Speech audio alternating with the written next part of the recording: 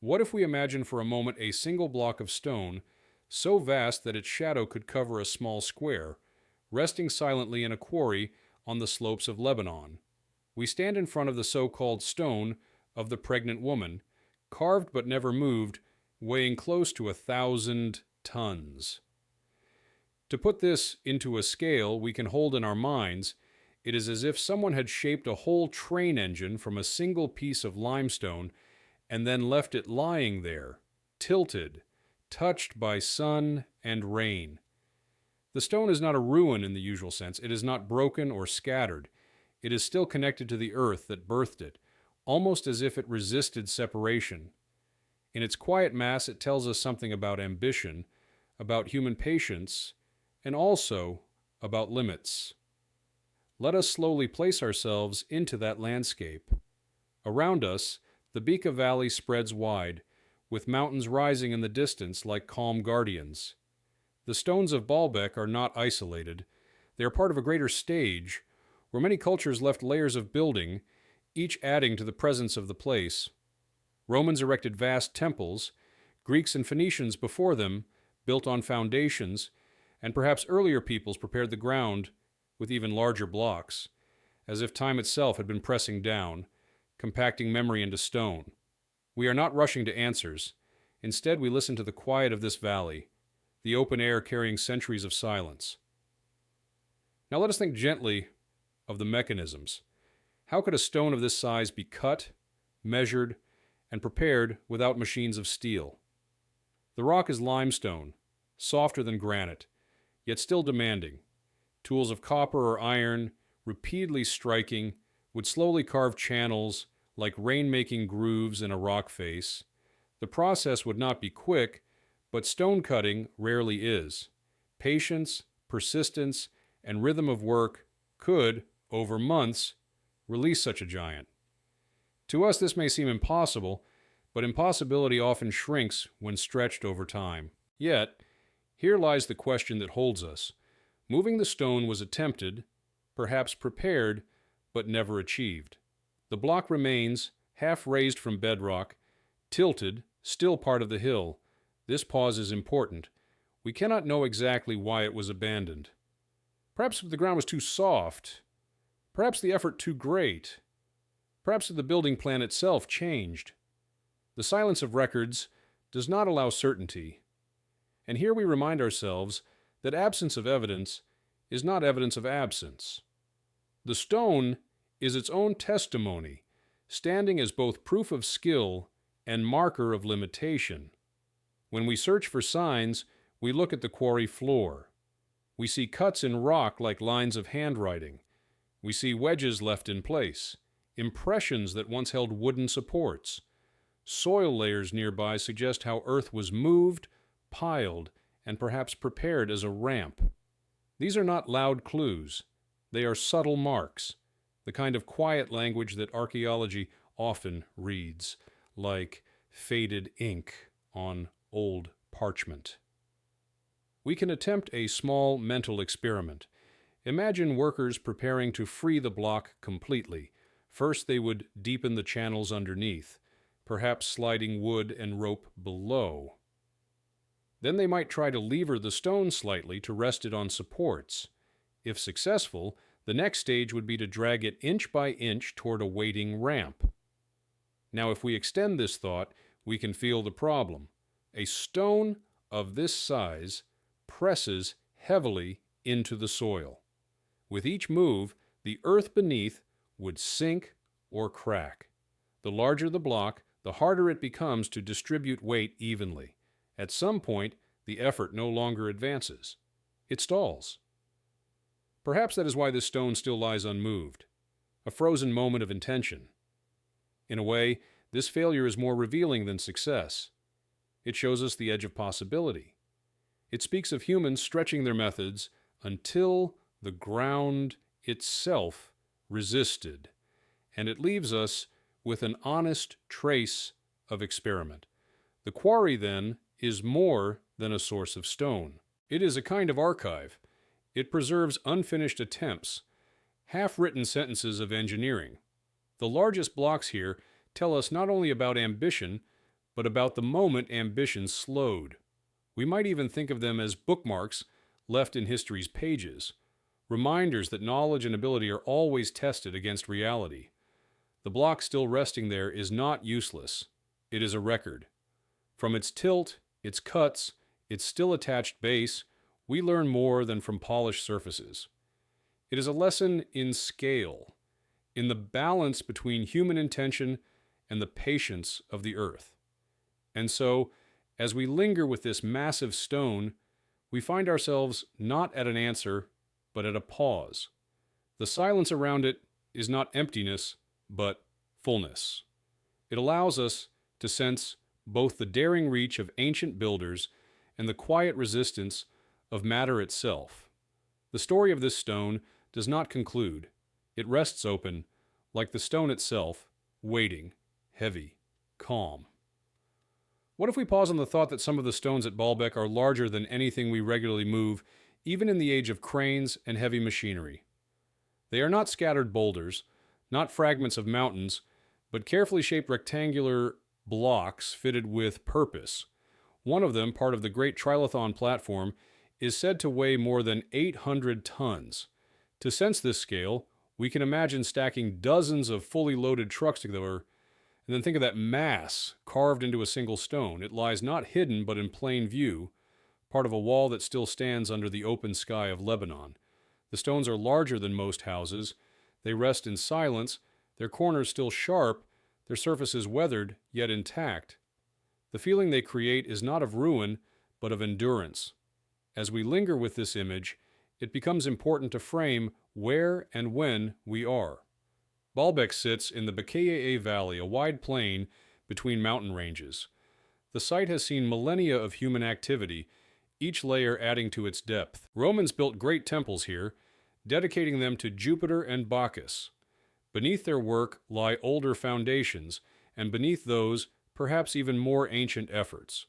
Time has worked like a patient scribe, placing one line of text upon another, never erasing fully, always leaving traces that later eyes may read. In this layered context, the giant blocks stand not as isolated curiosities, but as anchors tying different eras together. Now let us think gently about the processes involved. Cutting limestone of such size requires planning. Quarry workers would trace channels, insert wooden wedges, and soak them with water so that the swelling wood would press the rock apart. Piece by piece, the outline of a block would appear. Moving it is another matter. For lighter stones, rollers of wood, ropes, and sledges are well known. For blocks of hundreds of tons, the challenge grows. The principle, however, remains the same. Distribute weight, reduce friction, spread force across many hands. To imagine this is to think of balance, of rhythm, of time stretched out like a long breath. Yet we must acknowledge what we do not know. No ancient manual, no drawing, no surviving description tells us precisely how the trilithon blocks were raised into place. Written records are silent. Archaeology gives us indirect hints, but no complete script. We move carefully here, remembering that absence of evidence does not equal proof of impossibility. What we can say is that the stones are real, the platform exists, and therefore some method, however hidden, must have been sufficient. Now we turn to the quiet language of traces. The quarry nearby holds unfinished stones, their dimensions matching those already placed. The walls of the platform bear tool marks, grooves, and the imprint of careful fitting. Soil studies in the area hint at terraces and artificial fills that could have served as ramps. None of these signs speak loudly, but together they suggest a sequence, like soft echoes pointing to how the work might have been done. If we attempt a small mental experiment, we can picture 3 gentle steps. First, imagine the stone still in the quarry, half released, lying heavy but ready. Then imagine an earthen ramp stretching from quarry to platform, not steep but long, like a slow hill. Finally, think of teams of workers, perhaps hundreds, perhaps more, pulling with thick ropes in measured rhythm, while others lubricate the ground with wet clay or rollers. The process would not be fast. Days would pass for every small gain. Yet, with enough persistence, the block might inch forward, sliding, groaning, until it reached its resting place. In this slow imagining, we feel not only the technical difficulty, but also the patience required. Such patience is itself a kind of tool, one that we often overlook in modern thinking. And so we come to a general conclusion that the stones of Baalbek are beyond ordinary measure, yet they are here, set into walls that survived empire after empire. We cannot speak with certainty of every method used, nor can we trace every hand that labored. What remains are the stones themselves, witnesses of effort, ambition, and the quiet dialogue between human will and the weight of the earth. Their very presence is enough to remind us that scale is relative, and that what seems impossible in one age may be attempted in another, not with noise, but with long patience and silence. What if we think of Baalbek not only as a place of stone, but as a place of memory, where the land itself carries the weight of centuries? The platform we see today does not belong to one single time or culture, but to many. Layers overlap, like thin sheets of parchment, where older words still show faintly beneath the new. We stand within a landscape where Romans, Greeks, Phoenicians, and perhaps earlier peoples all left their marks, each building upon what came before. The result is less a single monument and more a palimpsest, a surface written and rewritten, without fully erasing what lay underneath. Now, let us pause with the Roman layer. Their temples, vast and detailed, rose above the massive platform, dedicated to Jupiter, Bacchus, and Venus. Columns higher than trees stood in rows, decorated with carvings that still cling to fragments today. Yet even these immense works rested on older foundations, suggesting the Romans inherited, rather than invented, the scale of the platform. This handover across time is important. It reminds us that ancient sites often carry more than one identity. What one culture leaves, another adopts, adapts, or reinterprets. We might compare it to a house repeatedly renovated, where behind a new wall an older brick remains, and beneath, fresh floors, an ancient foundation endures. Now we shift slightly deeper. Beneath the Roman work lie larger blocks, some fitted with almost uncanny precision. Their edges meet with little space between, as if carved to interlock. These belong to a phase less clearly dated, and it is here that questions multiply. Were these stones placed by Phoenician builders, or by another culture before them? Archaeology has not resolved this fully. The difficulty lies in the scarcity of written records. Stone is durable, but human words often fade. Without inscriptions, without archives, we move cautiously, guided only by indirect signs. To read such signs, we look at the language of the layers. Soil strata tell us when construction phases were added. Pottery fragments nearby give approximate dating. Carbon traces from organic remains, though rare in such settings, sometimes whisper of meals once taken or fires once lit near the site. Even weathering patterns on stone faces offer clues. The older the surface, the more softened by time. Together, these traces do not provide one clear answer, but a gentle outline of sequence. Now let us allow a small experiment in thought. Imagine peeling back the layers of Baalbek as if lifting thin sheets one by one. The Roman temples rise first, majestic but younger. Beneath them, the great blocks of the trilithon emerge, older, heavier, less adorned but more enduring. Go still further and perhaps find even rougher stonework, foundations upon which everything else rested. Step by step, the picture changes, but never fully reveals its beginning. In this unfolding, we sense how history stacks itself, never clean, always layered. For a moment, we might wonder, if the deepest layers could speak, what would they tell us? But then we return to quiet observation, accepting that silence is part of the record too. The absence of direct voices does not mean nothing was there. It only means what was left behind is harder to hear. And so, in the landscape of Baalbek, we do not see one culture's triumph, but a continuum, a shared ground where ambitions rose and receded. Each generation left its weight upon the same stones, sometimes adding, sometimes reusing, sometimes simply standing in awe. The site becomes less about one answer and more about the long conversation between humans and Earth. The platform holds that memory, and in its mass we read not clarity, but continuity. This is perhaps the truest lesson of the layers, that history is not a single voice, but a quiet chorus, sounding softly across time. What if we quietly imagine the builders of Baalbek standing before stone with only the simplest of tools in their hands? Tools that, to us, may seem fragile, almost inadequate. They held chisels of copper, later of bronze, and eventually of iron. A chisel is a narrow piece of metal, sharpened at one end, struck with a hammer.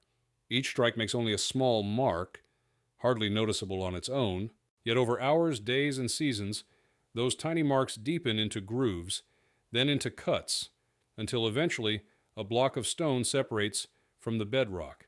This patient rhythm is not quick, but stonework has always belonged to the slow passage of time.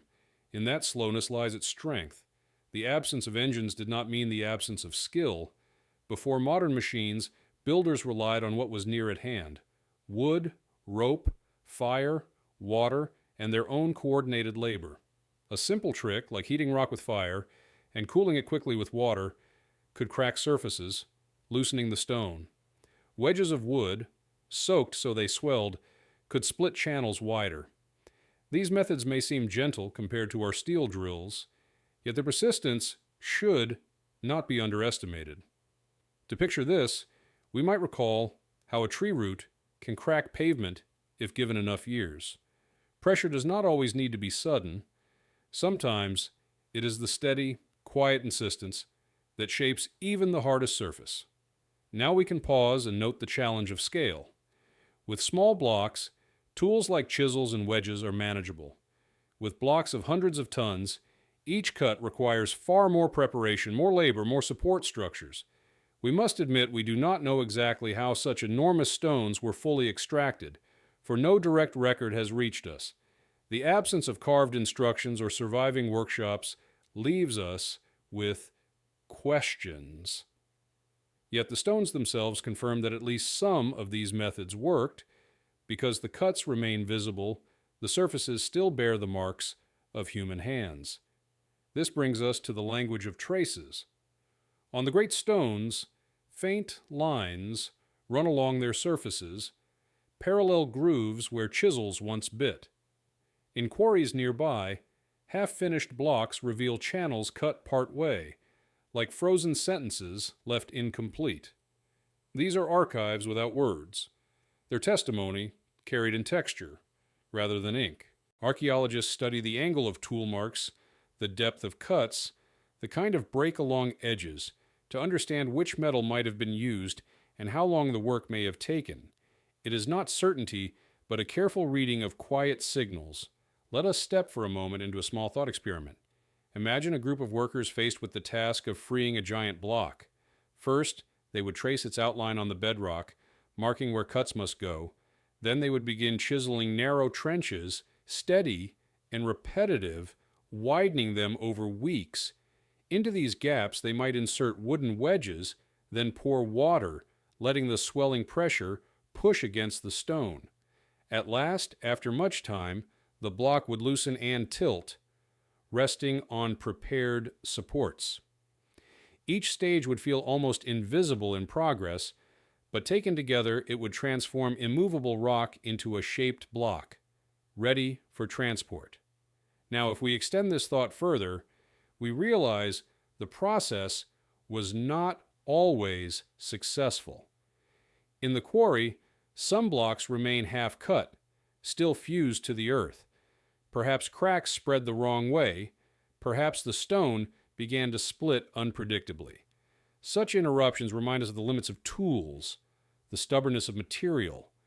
They also remind us that what has survived in perfect form is not the whole story, but the polished part of a larger trial and error process. With this in mind, we can say carefully that ancient builders worked with simpler tools, yet they achieved results that still command our attention. Their methods may appear modest, but combined with time, skill, and persistence, they shaped monuments of enduring scale. The uncertainty of the details does not weaken the impression, it deepens it, allowing us to see the builders not as magicians, but as patient experimenters. The stones they left behind are not just markers of success, but also of method, written slowly, line by line, into the hardest pages of the earth. What if we let ourselves rest on the thought that moving enormous stones is less about strength and more about balance? A block of hundreds of tons cannot be lifted directly, but it can be persuaded to shift if we understand how weight behaves. This is the quiet principle behind levers, pulleys, and inclined planes, tools as old as human ingenuity itself.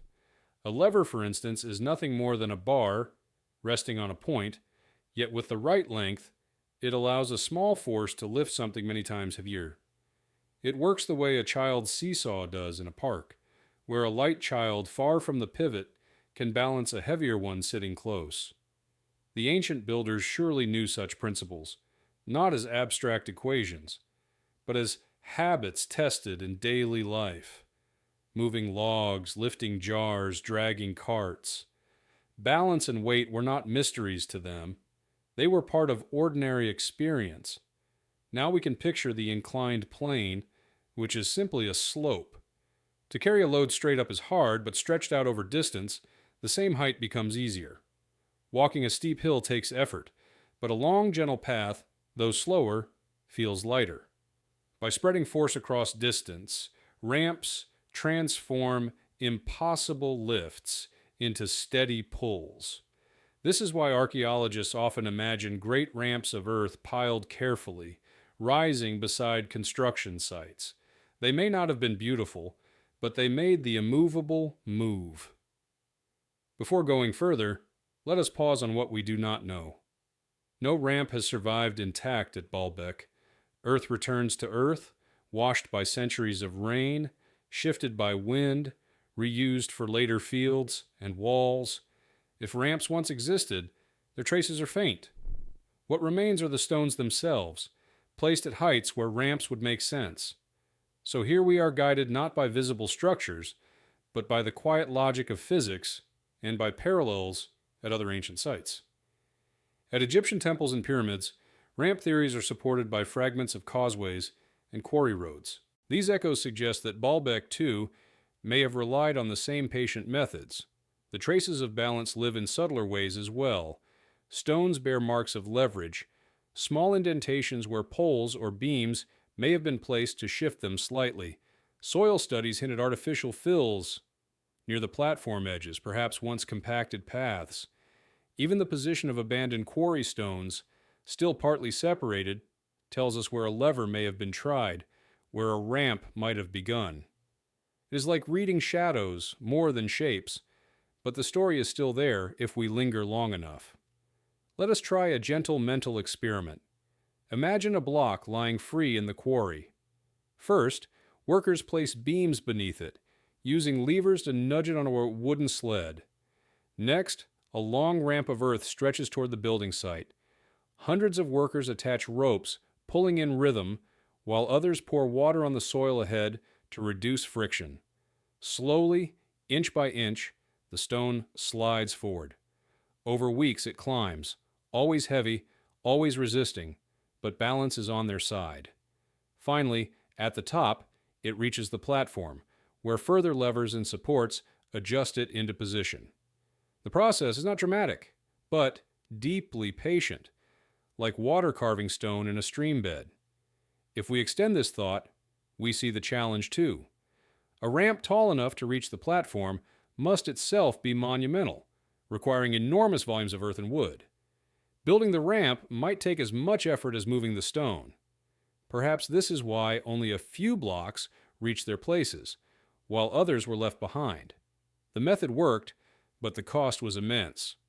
And so we arrive at a quiet understanding. The builders of Baalbek may have moved their giants not by miracles, but by mastering balance, by stretching force across distance, by allowing time and persistence to do what sudden strength could not. We cannot be certain, for the ramps have vanished and the tools have decayed, but the principle endures, written in physics and in the stones that still stand. It is less a story of overpowering matter and more a story of guiding it, of working with the grain of nature rather than against it. In that balance lies a timeless lesson, one we can still sense as we stand before the platform, looking up at what patience and quiet understanding once achieved. What if we picture not one person, but a gathering of many, standing together before a massive block of stone? Alone, a single body could do little against such weight. But when hundreds, perhaps even thousands, moved in unison, their combined strength became something else entirely.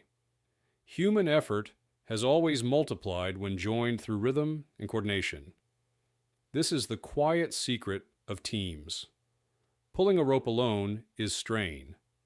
Pulling together, in a line, each person stepping in time, the rope itself seems lighter. We can imagine how ancient builders organized such effort, not only with hands, but with voice, with drums, perhaps with songs. Song is more than ornament. It keeps time. Just as rowers keep strokes together by listening to a steady beat, workers hauling stone could align their pull, preventing wasted energy. The stone does not yield to chaos, but it shifts when met with harmony. Now let us pause within the context of scale. The largest temples of antiquity required not just skilled architects, but vast workforces. Records from Egypt mention crews of thousands building pyramids, sustained by food supplies and seasonal labor. At Baalbek, though direct records are absent, the scale of stone suggests a similar organization. And these were not solitary acts of genius, but collective projects woven into the fabric of community. People came together, perhaps season after season, to play their part in something larger than themselves. We should admit gently that we do not know the exact numbers, nor the exact methods of coordination. Archaeology offers only fragments, traces of work camps, remnants of tools, wear patterns on stones that hint at repeated hauling. No preserved diary tells us who pulled, who directed, who sang. We move instead by cautious comparison, drawing from other sites where such organization is better documented. The absence of names does not mean the absence of people. Their presence is carved into the scale of the work itself. Let us look at the language of traces once more. On ancient blocks, small indentations may have held ropes. On quarry floors, grooves carved by dragging sledges remain faintly visible.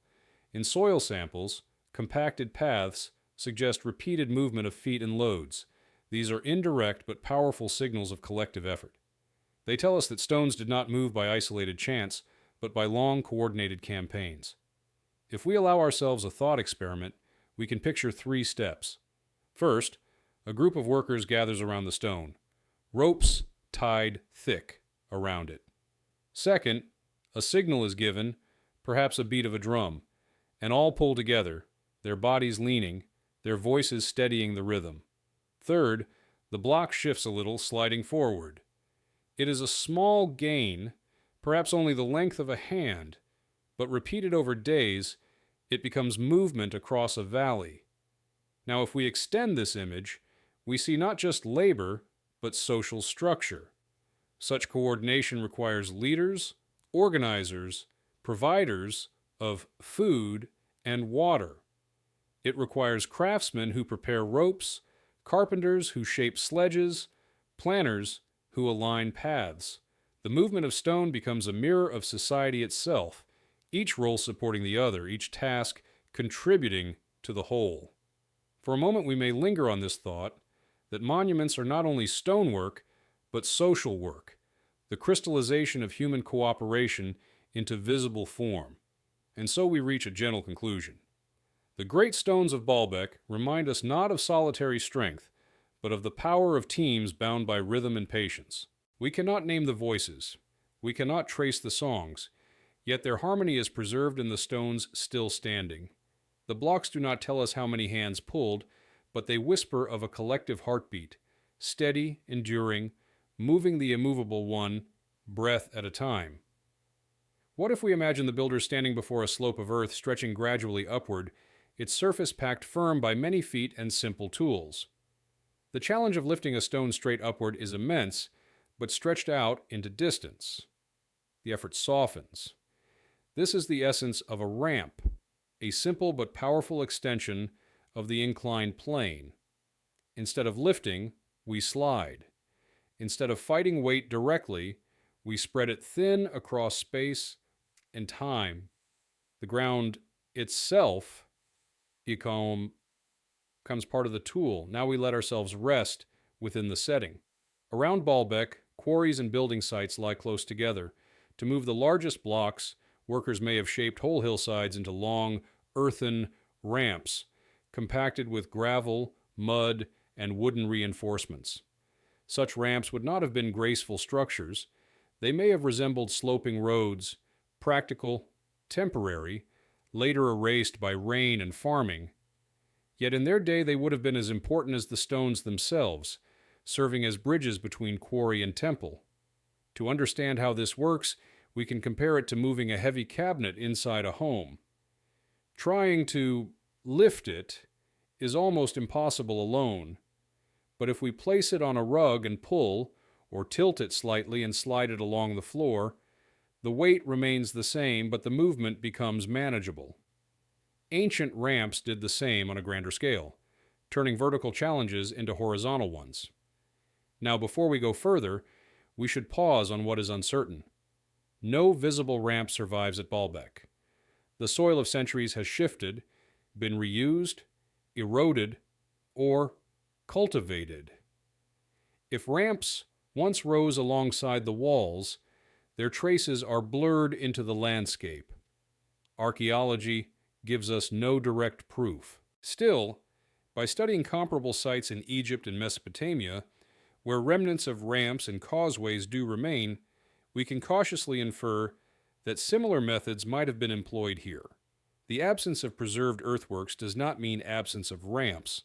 It simply reminds us of how fragile such structures are compared to stone. The quiet language of traces still speaks, if softly. Around Baalbek, soil layers show unusual compacting, suggesting heavy loads once pressed across them.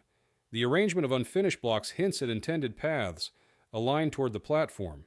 Even grooves worn into some quarry surfaces, faint as shadows, could be reminders of repeated sliding. These are not loud declarations, but subtle whispers, signs that the earth itself once bore the burden of movement. Let us step gently into a small thought experiment. Imagine first the quarry, with a newly freed stone resting on a sled of wood. Workers prepare a broad ramp of earth, packed smooth, perhaps oiled with clay or water to reduce friction. Teams attach thick ropes, and at a signal, they pull. Slowly, the stone slides forward, leaving shallow marks in the soil. Days pass, perhaps weeks, as the block climbs upward, one cautious step at a time. At the top, it reaches the level of the platform, where levers and supports can adjust its final position. If we extend this vision, we see the enormous effort needed not only to move the stone, but to build and maintain the ramp itself. Constructing such an incline would require thousands of cubic meters of soil and rock, carried and tamped by hand. The ramp may have been higher and longer than the walls it served, and once the stone was set, much of that earth was no longer needed, left to weather away. The effort was immense, the traces temporary, the result enduring. And so we come to a gentle pause. Ramps, though absent from the present landscape, remain one of the most plausible ways humans could have shifted giants across the valley. They show us that the builders did not need to fight gravity directly. They worked with it, stretching its challenge into a slower, more patient form. We cannot confirm every detail, but the logic of balance, the quiet testimony of soil, and the parallels across ancient sites all suggest this path.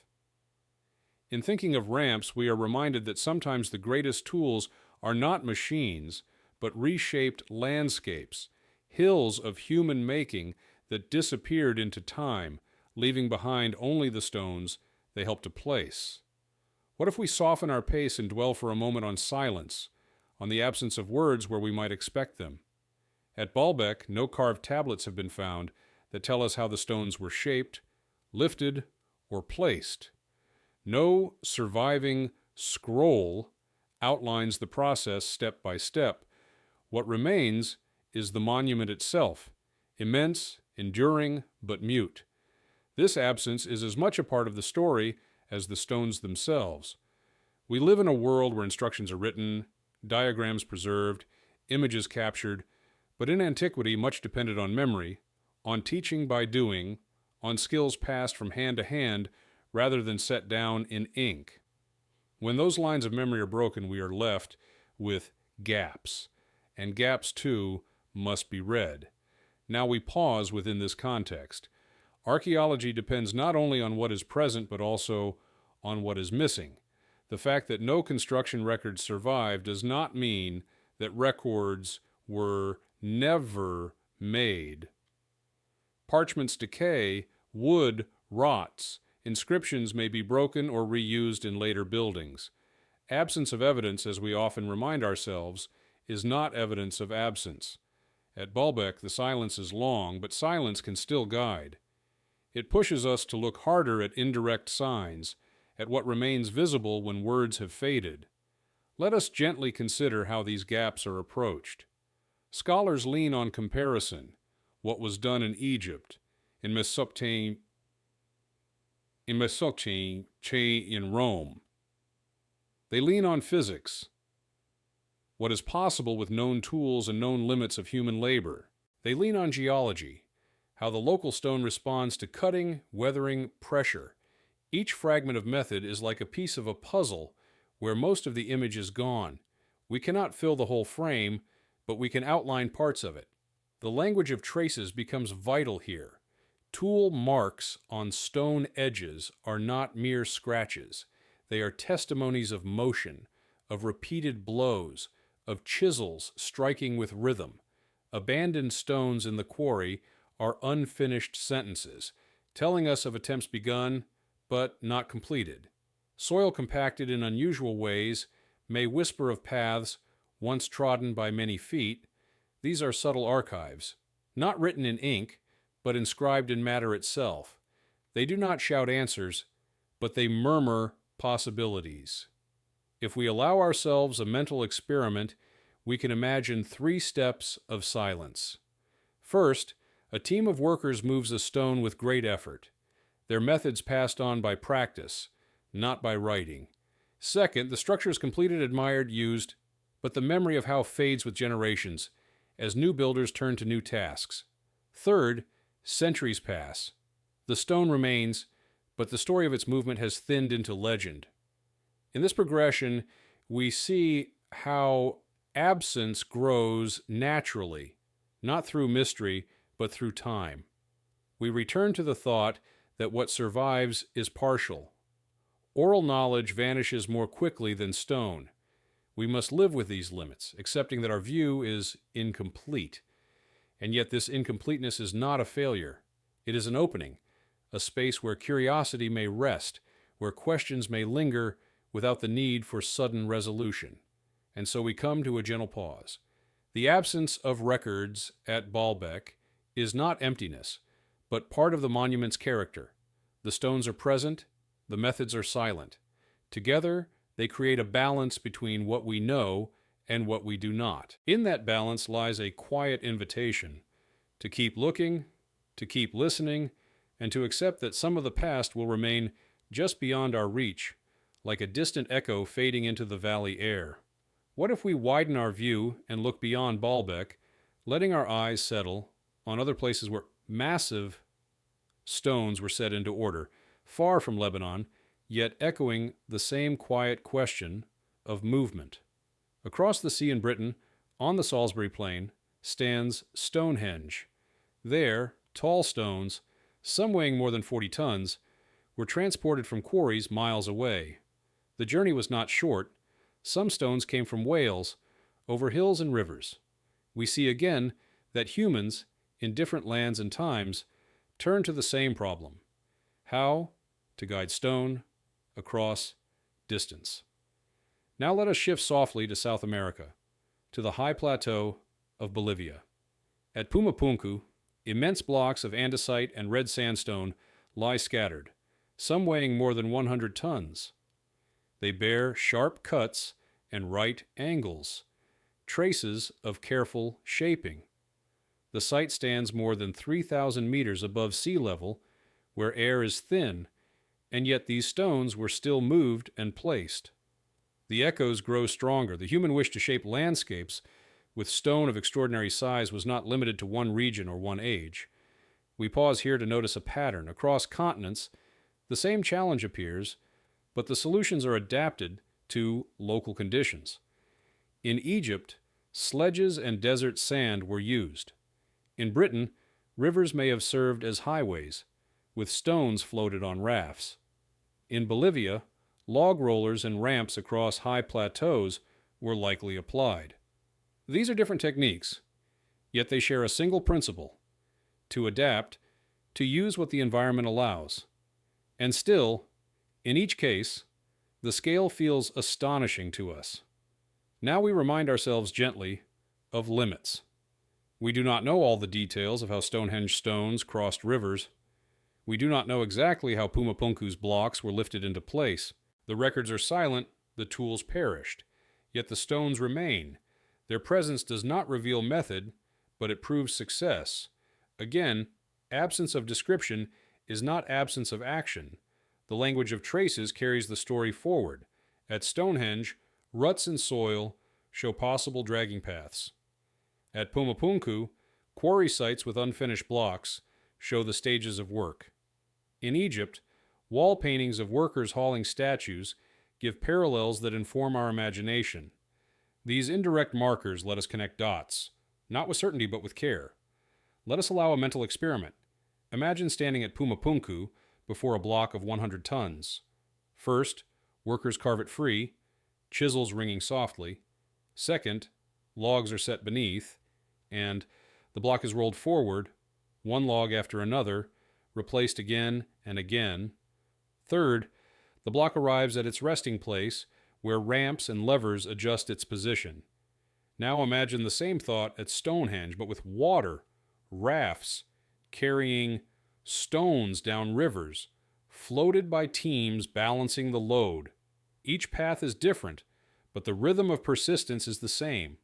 Through this, we notice a deep pattern of human will. Time and again, in distant lands, people returned to the heavy silence of stone and chose to move it. We can rest, then, on a gentle conclusion. Baalbek is not alone in its mystery. Its giants stand in company with many others across the earth. Each site speaks with its own voice, but together they form a chorus, reminding us that the desire to move the unmovable is ancient, widespread, and deeply human. We need not claim certainty. It is enough to recognize the echoes and to listen to the way they hum across centuries, linking valleys, plains, and plateaus in one slow and enduring rhythm. What if we let our thoughts linger on the simple companions of ancient builders, materials so ordinary that we often overlook them, yet without them no stone could have been moved? Rope, wood, and stone itself formed a quiet trio of tools. Ropes, braided from plant fibers, bound teams of workers together with the block they pulled. Wood, shaped into rollers or sledges, offered a surface for heavy weight to glide upon. Even water, when poured into earth to soften or smooth, became a hidden assistant. None of these were complex inventions, yet combined they created the conditions for extraordinary movement. Now we pause to sense the context. In the lands around Baalbek, cedar forests once grew tall, their timber prized across the Mediterranean. From these trees came beams, sledges, and rollers. From flax and palm fibers came ropes, twisted thick and strong. From the nearby quarries came the stones themselves, not only the giants, but also the smaller blocks that helped brace and stabilize. These resources were part of the daily landscape. Builders did not import miracles. They worked with what the land offered, multiplying their effect through patience and organization. Let us think gently of how these mechanisms might have worked. A rope, simple as it seems, is more than a line of fiber. Braided tightly, it distributes strain so that each strand shares the load. With enough thickness, a rope can bear tremendous weight. A wooden roller placed beneath a block transforms sliding into rolling, which reduces friction. A sledge, flat and broad, spreads weight across soil, preventing the stone from sinking too deeply. Water poured on clay can reduce resistance further, creating a slippery path. These are not grand machines, but adjustments of nature, coaxing matter to behave more kindly toward human effort. Still, we must pause on what we cannot know. No rope or wooden roller has survived from Baalbek's building age. Organic materials decay quickly. Centuries of rain, sun, and use leave no fibers, no planks. What we have instead are indirect signs, grooves in stone that could have been made by rope, where patterns that suggest dragging, soil layers compacted by weight. These traces are faint but meaningful. They allow us to imagine without declaring certainty. The language of traces speaks quietly. Rope marks etched shallowly into block edges remain in some ancient quarries. Wooden rollers, though absent, are suggested by parallel grooves in ground surfaces. Residues of clay, hardened in layers, may record the dampening of soil for easier sliding. These are subtle archives, not obvious at first glance, but when read together they reveal the presence of materials that time itself erased. Now we may allow ourselves a thought experiment. Picture a block resting on its sled. First, ropes are fastened securely, thick and coarse, stretching into the hands of many workers. Second, wooden rollers are placed beneath the sled. As the block moves forward, the rear rollers are carried to the front in a repeating cycle, creating continuous motion. Third, water is poured on the soil ahead, turning dust into slick earth, easing the pull. The process is slow, steady, almost meditative, each small adjustment allowing the giant to move. If we extend this thought further, we see the fragility of these aids. Ropes fray, rollers crack, soil erodes. Every step required repair and replacement. The tools were not everlasting, but renewable. Builders had to prepare not only the stone, but the constant supply of rope, wood, and earth that made progress possible. This is why construction was not only an act of engineering, but of logistics, of managing resources day by day. And so we reach a gentle pause. The materials of support at Baalbek remind us that great works grow from ordinary means. The stones were immense, but their companions were humble rope, wood, water, earth.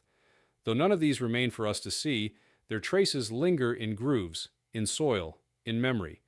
We cannot state with certainty how each was applied, but we can rest in the knowledge that the builders found enough within their reach to shift what still amazes us. In this balance between fragile tools and enduring stone lies a quiet lesson, that permanence often depends on what is temporary, and that what vanishes can still leave its imprint on what remains. What if we think of slowness not as a weakness, but as a tool in itself? When facing a stone so heavy that even the strongest team could not rush it forward, time became the invisible ally of the builders. By stretching effort over weeks or months, by repeating the same small motions day after day, the impossible slowly yielded. In this way, progress was measured not in speed, but in patience. To understand this, we may recall how water wears stone smooth, not by sudden force, but by endless repetition. The builders of Baalbek, too, worked in rhythms that matched the long scale of stone and earth. Now let us place this thought within context. Ancient construction often unfolded over generations. Temples rose slowly, foundations prepared long before columns and roofs were added. What seems like delay to us may have felt natural to them, part of the rhythm of life. Agricultural societies knew the cycle of seasons, the pauses of winter, the waiting of harvest. These rhythms were mirrored in construction. A stone could rest for months half-moved, waiting for labor to return after the fields were sown. Time was not wasted, but absorbed into the task. Mechanisms of slowness were simple but effective. When moving a block on a sledge, workers might advance only a few meters each day. Ropes needed repair, rollers needed replacement, ramps needed strengthening. Instead of fighting these pauses, the builders allowed them. By not forcing the pace, they reduced risk of accidents, preserved resources, and increased precision.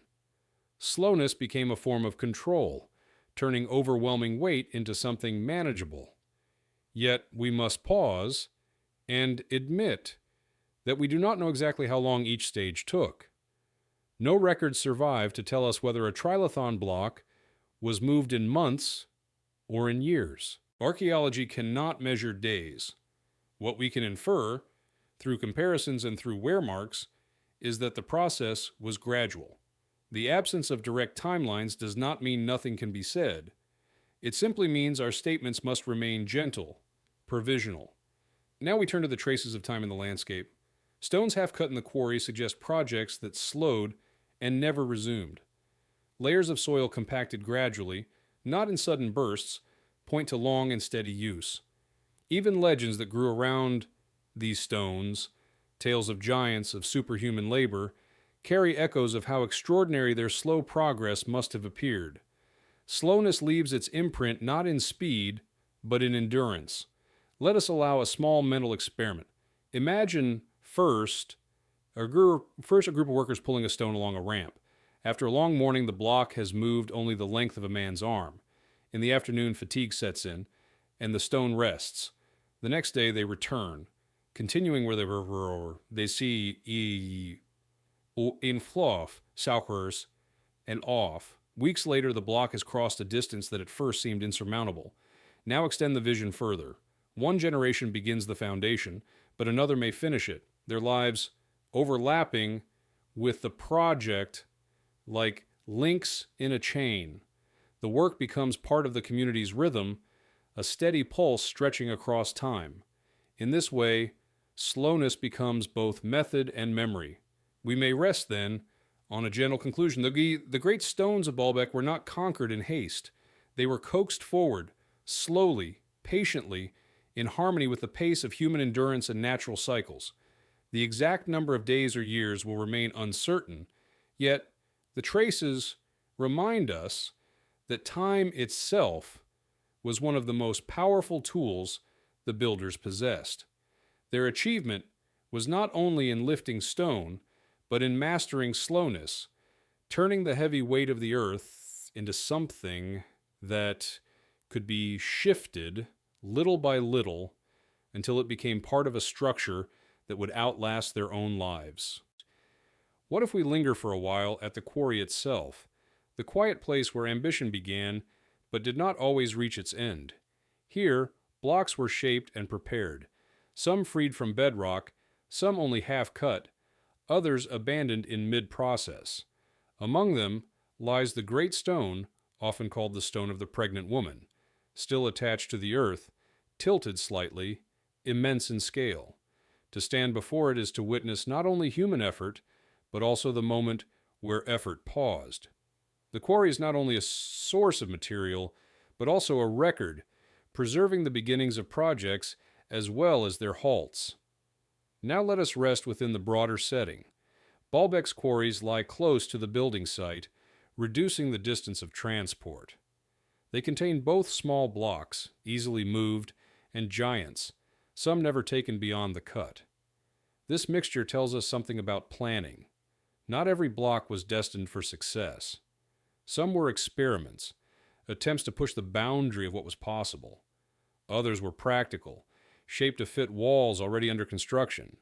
Together, they show a spectrum of human ambition, from the everyday to the extraordinary. The mechanisms of quarrying were simple, yet demanding. Workers cut trenches around a block, inserted wooden wedges, and soaked them to expand, slowly prying stone from earth. Hammer and chisel marks remain, faint but visible. Incomplete cuts show where the work stopped. We may think of this like baking bread. Some loaves finish in the oven, others remain half-prepared, set aside when conditions change. The quarry preserves both the finished and the unfinished, side by side. Now, we pause on what is uncertain.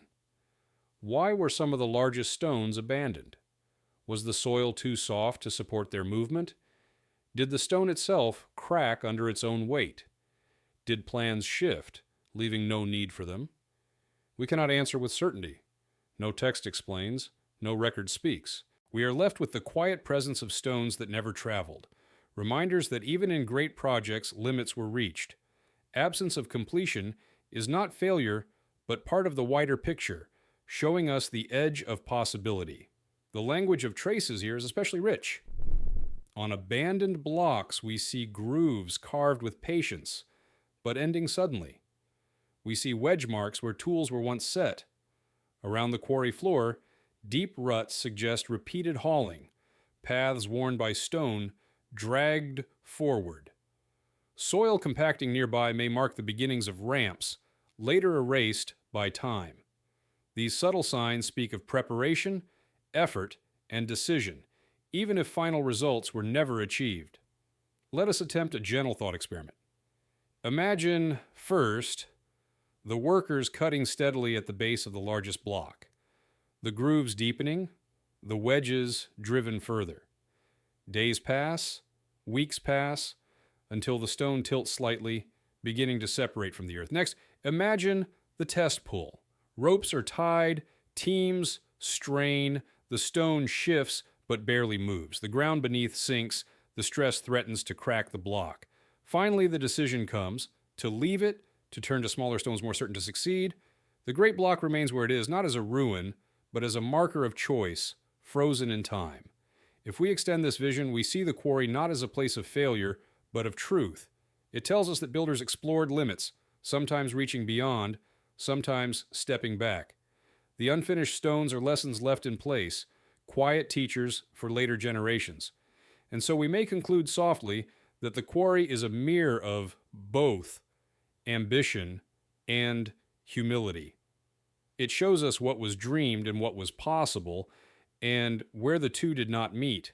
In its unfinished blocks, we see not defeat, but honesty.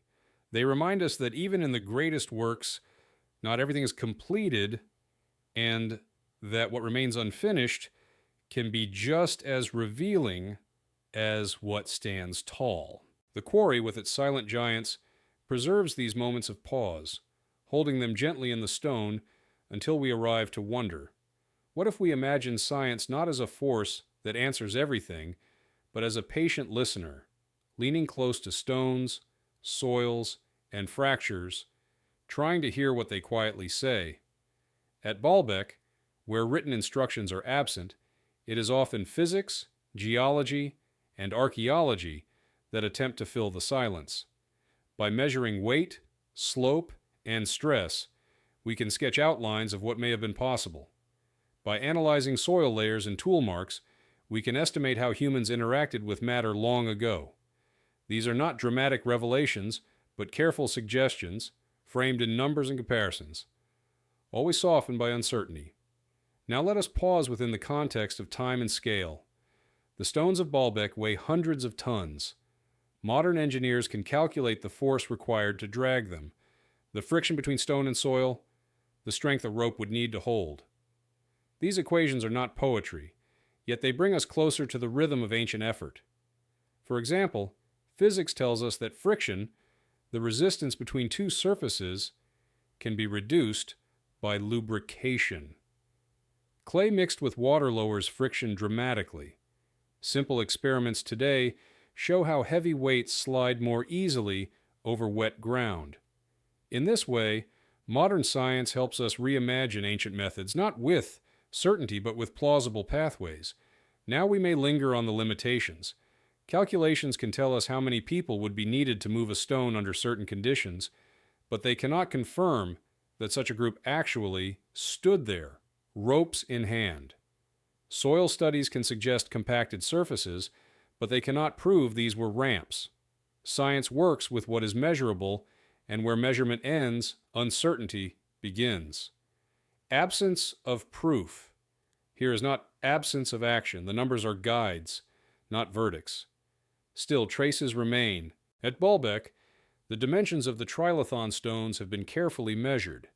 The density of limestone gives us their approximate weight. Geological surveys describe the quality of the stone, the fractures and faults that shaped its extraction. Archaeologists catalog the chisel marks, the wedge holes, the unfinished blocks. Each detail is a fragment of data, an entry in a quiet archive of stone. None of these alone explains the mystery, but together they create a map of possibilities. Let us allow ourselves a small thought experiment. First, imagine a group of modern engineers standing before one of the great stones. They measure length, height, depth, calculate its tonnage. Second, they compare this with the pulling force of teams of workers, the strength of ropes made from plant fibers, the incline of possible ramps. Third, they run the numbers, concluding that, with enough people and enough time, the task could have been within human reach. What follows is not certainty, but reassurance. The stones do not exceed the laws of physics. They rest within what is possible, though demanding patience on a scale we rarely practice today. If we extend this experiment further, we may see science as a bridge. It does not replace history nor legend, but it provides gentle boundaries, showing us what lies within reach and what may remain outside. By listening to weight, friction, and soil, we discover that ancient builders were not defying nature, but working closely with it. Their achievements seem extraordinary to us only because we have lost the habit of such slow persistence, and so we may arrive at a quiet conclusion. Science, at Baalbek, does not solve the mystery, but it frames it. It shows us where possibilities lie, while reminding us of the limits of our knowledge. The stones remain silent, but through calculations, surveys, and traces, we can lean a little closer to their story. What science leaves open is as valuable as what it explains, for it keeps wonder alive, reminding us that even within the reach of physics, mystery can endure.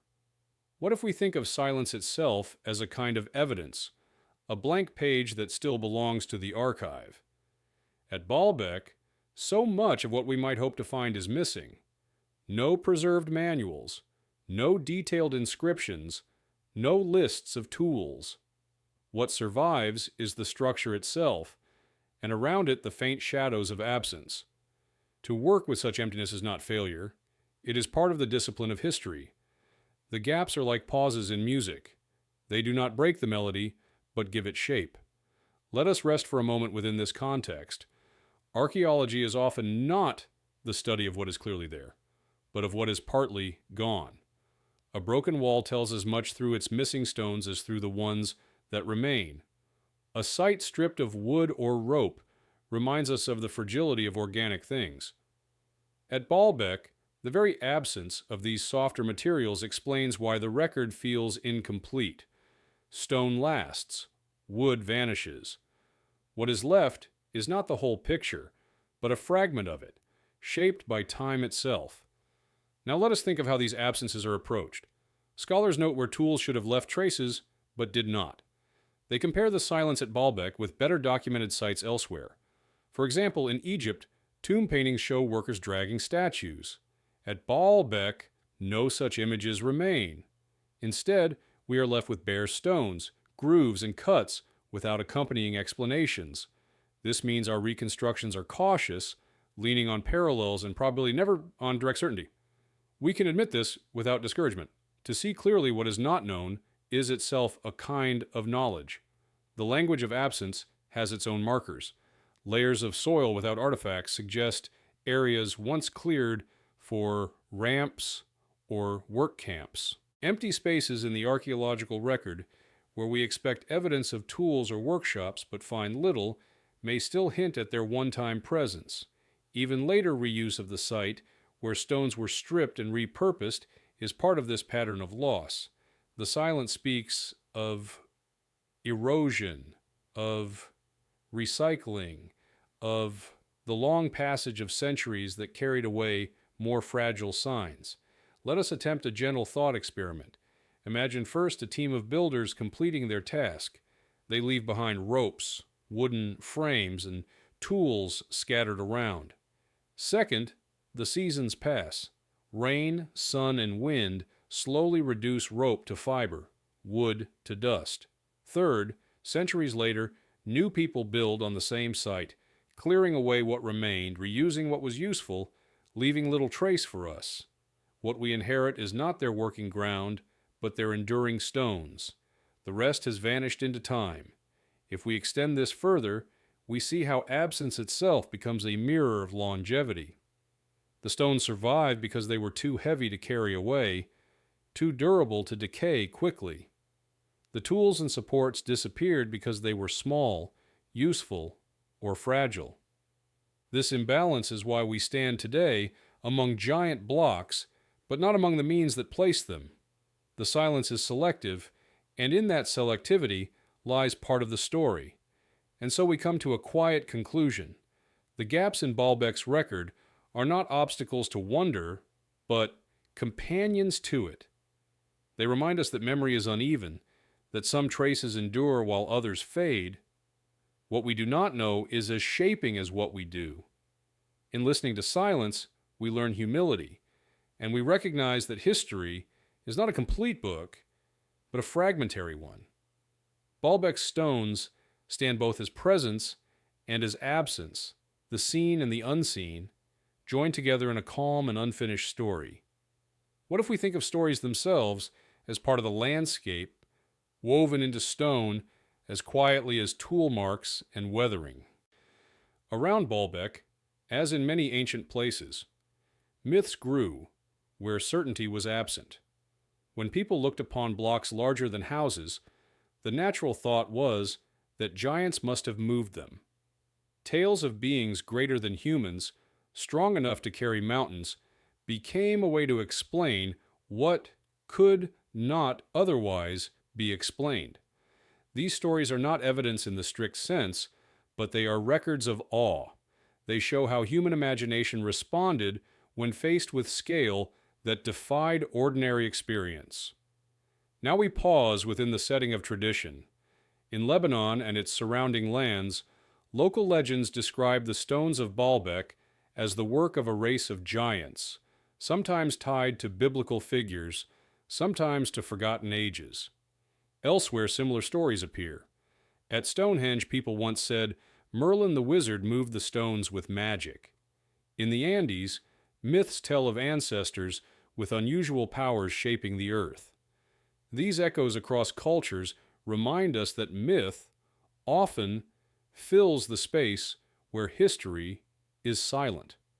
They are part of the human record, as real in their own way as the stones themselves. Let us gently consider the mechanism of myth-making. When an extraordinary sight stands before a community, it invites explanation. If the explanation cannot be practical, it often becomes poetic. Giants, spirits, gods. These are ways of embodying what feels beyond human reach. Myths also serve to connect people to place. They explain why a monument is there, who it belongs to, what it means in the order of the world.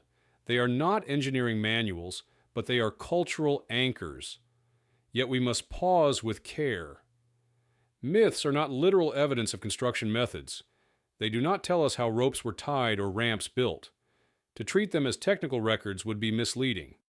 At the same time, to dismiss them as empty fantasy would be unfair.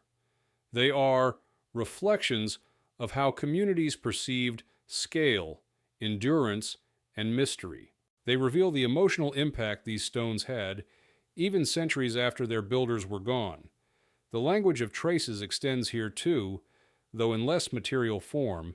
Folklore, oral traditions, and later written accounts are archives of perception.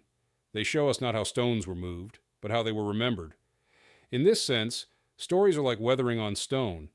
They shape the way we see the monument, layer upon layer, even if the original form beneath is different.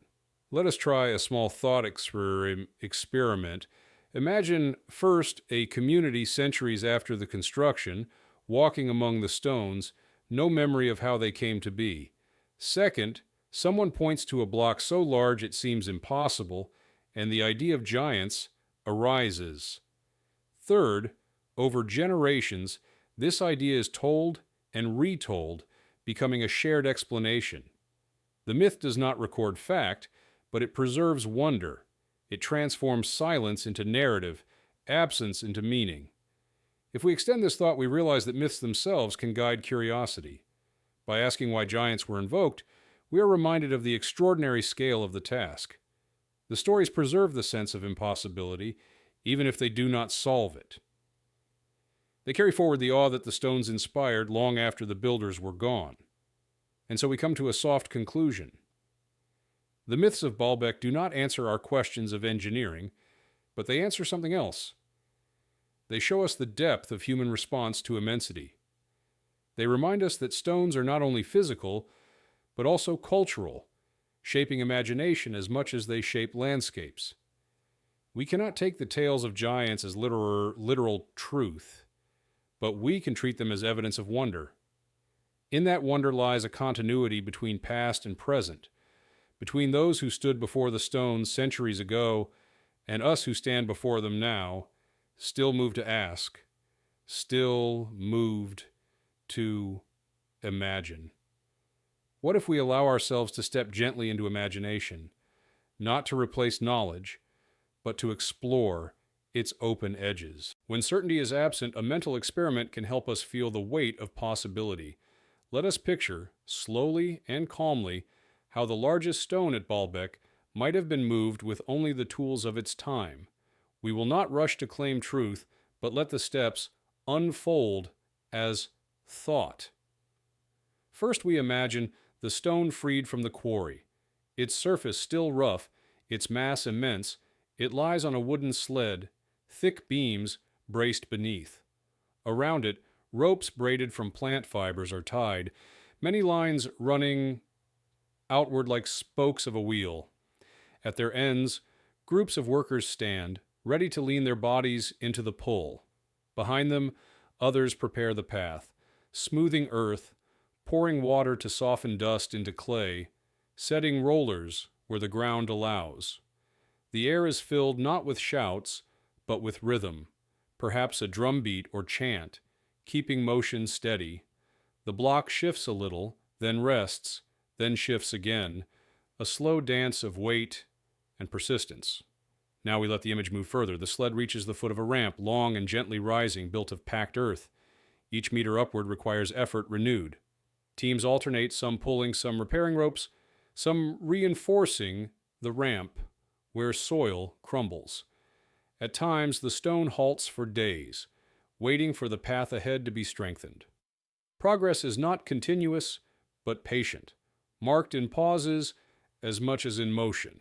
The block creeps upward, almost imperceptible in its advance, but the passage of weeks turns inches into distance.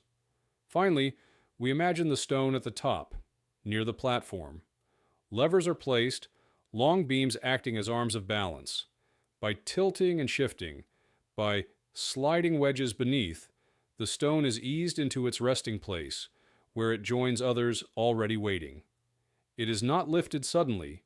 It is guided, persuaded, placed with care. We pause here, remembering that this is imagination, not certainty. No drawing survives, no words from the builders themselves. We cannot know that this is what happened, yet we also cannot say it was impossible. Experiments in the modern era, using replicas and small teams, show that such methods can work. though slowly. The absence of clear proof leaves us in between, where possibility breathes. Now let us think of the traces such an effort might leave. In soil layers, compacted paths remain harder than the earth around them. In abandoned stones, wedge marks still rest where wood once swelled. In the landscape, slight terraces may whisper of ramps long eroded. These quiet signs, when combined, suggest that some version of our thought experiment may not be far from truth. If we extend this reflection further, we notice that the value of such experiments is not only technical, they remind us of scale in human life. They show us that what feels immovable may yield not to sudden force, but to long patience. They show us how a community could weave effort into time, leaving behind something larger than any single generation. And so we arrive at a soft conclusion. Mental experiments do not close the mystery of Baalbek, but they let us approach it gently, with respect for both what is known and what is not. They help us sense the slow rhythm of labor, the fragile tools, the quiet determination. The truth may remain hidden, but the act of imagining brings us closer to the builders, not as magicians, but as people working with persistence, shaping stone through patience stretched across days and seasons. What if we think of the stones not only as objects of engineering, but as archives, carrying within them traces of the time and place where they were shaped? Stone is not blank. It is layered with memory. Each block at Baalbek holds, in its mineral structure, the slow formation of limestone from ancient seas. Tiny shells and sediments, pressed over millions of years, became the material that later generations cut and moved. To read the stone is to read two histories at once, the deep history of geology and the shorter history of human effort. Both meet in the same surface. Now let us pause within this wide frame. Archaeologists and geologists sometimes analyze the composition of stone to learn its origin. The trilithon blocks are of local limestone, confirming they came from nearby quarries. Their crystals and fossils tell of a shallow sea long vanished. By contrast, at other sites across the world, stone studies reveal transport from far distances, showing the choices builders made. At Baalbek, the decision to use local stone speaks of practicality. The challenge was not in distance, but in size. The mechanisms of reading such traces are simple in principle. Thin slices of rock are examined under microscopes, revealing grains and fossils. Chemical signatures, the balance of elements, are compared with quarry samples. In some cases, isotopes, variants of elements, act like fingerprints linking a block to its source. These methods are quiet, precise, and reveal stories invisible to the naked eye. The builders could not have known of isotopes, yet their choices are still written in them. Now we may linger on the limits. These techniques tell us where stone came from, but not how it traveled. They cannot show us ropes, ramps, or teams. They can only confirm origin. The rest remains in silence. Absence of transport records is not proof that transport was trivial, only that time erased the traces. Still, the stones themselves, by their very presence, confirm that movement happened. The language of traces extends further. Weathering patterns on exposed surfaces reveal how long a block may have stood in open air before being placed. Marks left by chisels show the type of metal used. Fossils in the stone connect it to layers still visible in quarries. Even cracks and faults reveal stresses endured during cutting or moving. These subtle signs are like marginal notes in a manuscript, guiding interpretation. Let us try a gentle thought experiment.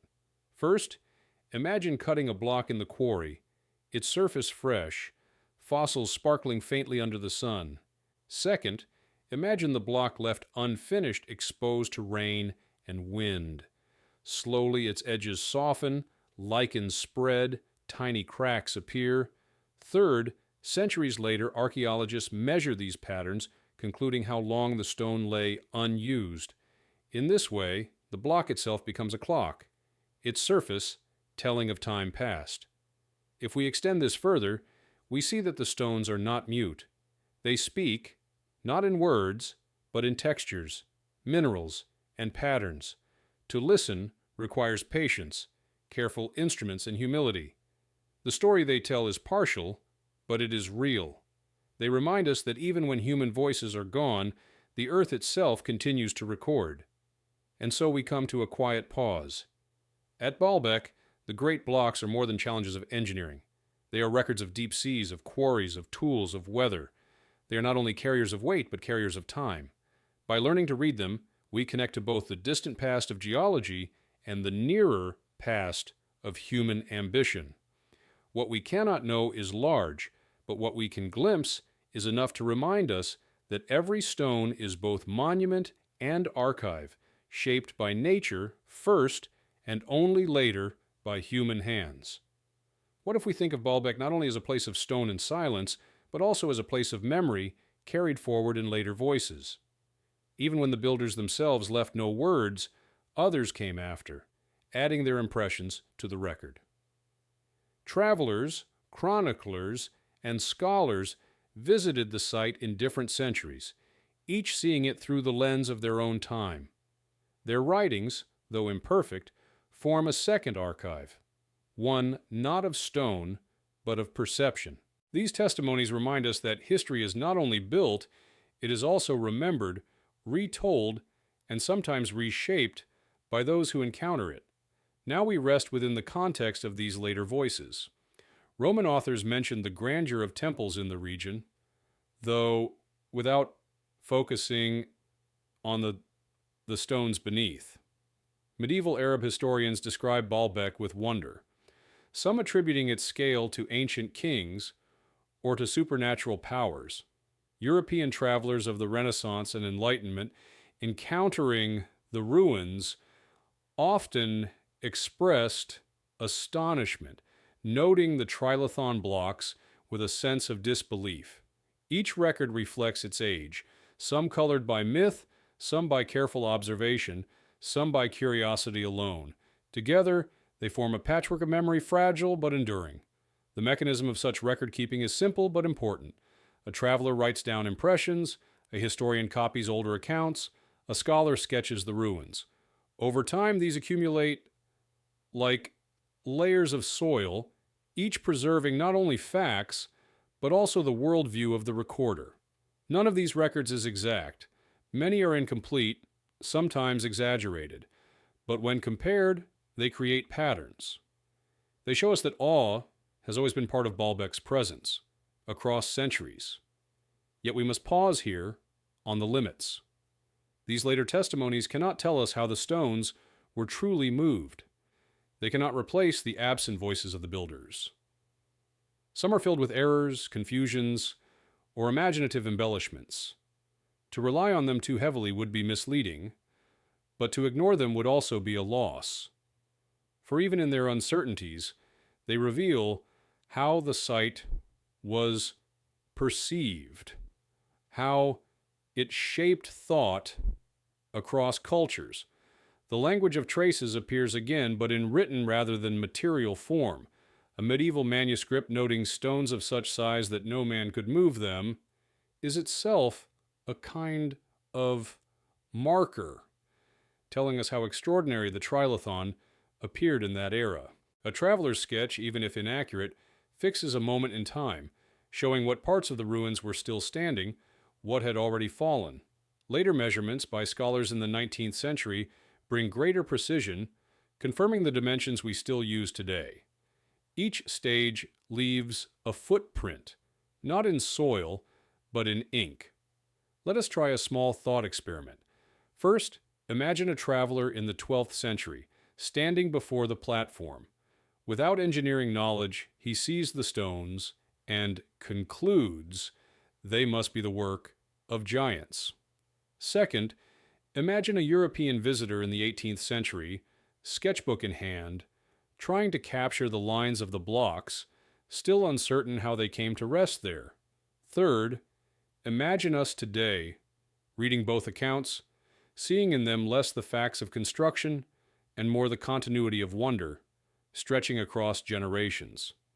If we extend this vision, we notice that these later voices, even in their uncertainty, preserve something precious. The unbroken recognition that Baalbek is extraordinary. The methods may remain hidden, but the impression of scale has never faded. That continuity itself is a kind of testimony, passed along quietly from age to age. And so we arrive at a gentle pause. The later testimonies about Baalbek do not close its mysteries. They do not replace the silence of the builders, but they form a bridge, carrying forward the awe that the stones inspired. They remind us that history is not only in what was done, but also in how it was seen, remembered, and retold. In their words, we hear not the instructions of construction, but the echoes of wonder, and that too is part of the record the site has left for us. What if we think of Baalbek not only as a site of the past, but as a place still speaking to the present, shaping how we reflect on ourselves? The stones are fixed, yet the meanings we attach to them shift with time. For those who built, they may have been a statement of power or devotion. For later visitors, they became mysteries to be explained through stories of giants or forgotten civilizations. For us, they are also mirrors, showing how we balance between science and imagination, between what is known and what is longed for. Now let us pause within this frame. In modern times, Baalbek is studied with instruments, measured carefully, photographed, and mapped. Yet alongside these scientific approaches, myths continue to circulate. The stones are said to hold secrets, to be beyond human capacity, to belong to another age of beings. This duality, precise study on one side, wonder and speculation on the other, reveals something essential about how we engage with the past. We do not only seek answers, we also seek meaning. The mechanisms of this engagement are easy to sense.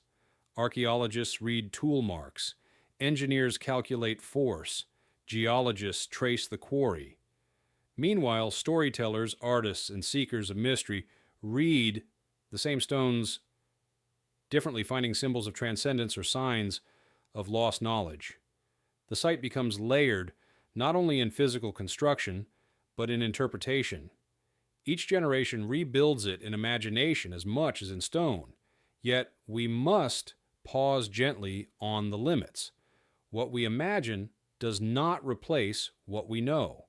The absence of clear evidence for advanced forgotten technologies is not itself evidence that they existed. At the same time, their enduring power of these stones to inspire such thoughts is real. The lack of certainty leaves room for wonder, and wonder is also part of the human record. The language of traces continues even here, though in a different way. We see it in how Baalbek appears in books, in photographs, in films, in quiet conversations. The stones leave not only grooves in the earth, but grooves in thought, shaping how we picture the balance between the possible and the mysterious. In a sense, the cultural echo is as much a marker as a chisel line.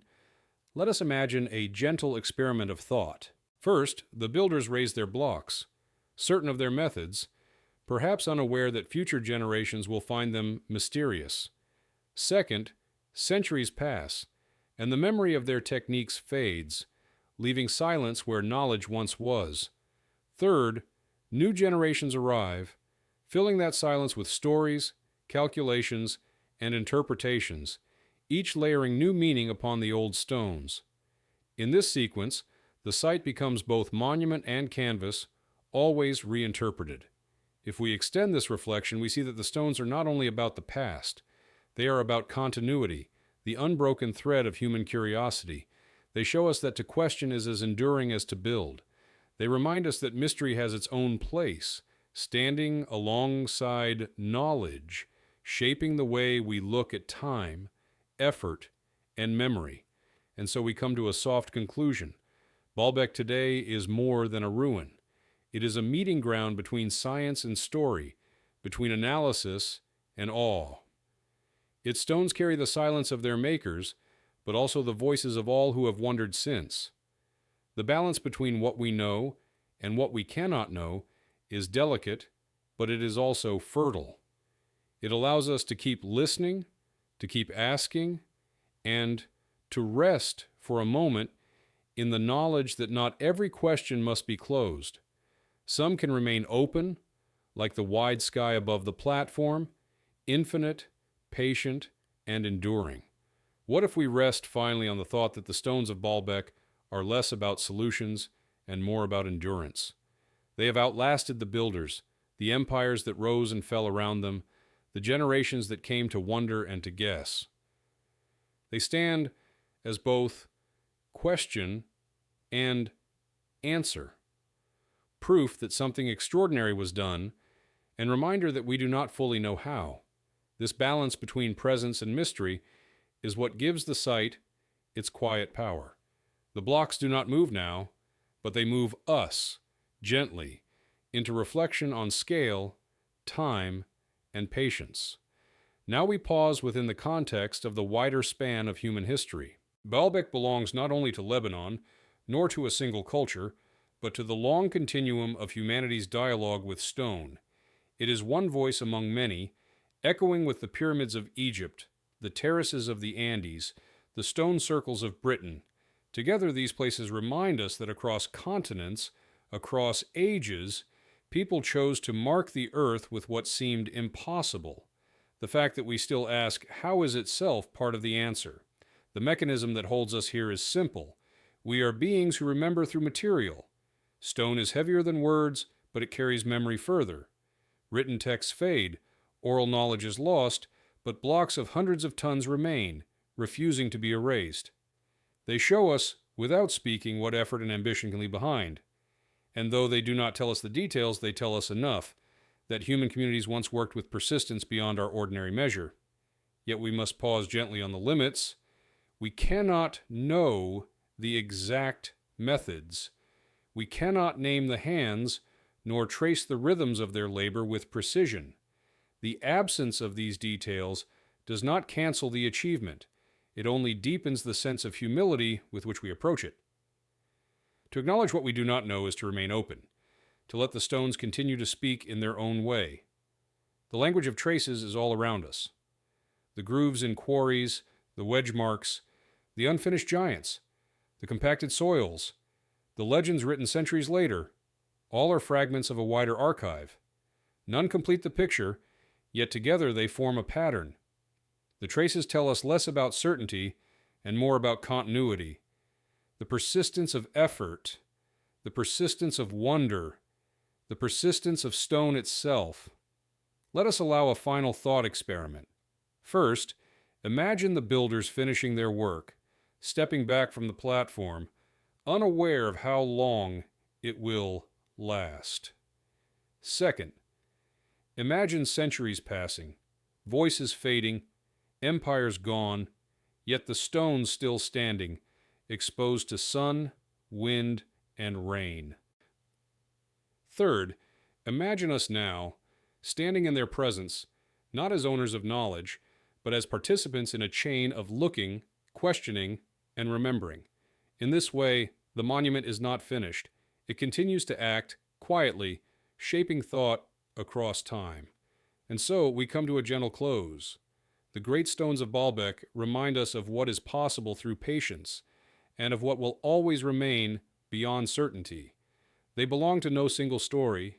They belong to the long rhythm of human curiosity. To stand before them is to stand in front of both endurance and mystery. We need not resolve this balance. It is enough to listen, to rest in their presence, and to know that some questions are meant not for solving, but for carrying forward, like an echo moving softly through centuries. If we find comfort in this rhythm, we already know what to do, to keep listening, to keep wondering, and to let the stones, in their silence, continue their quiet work of remembrance.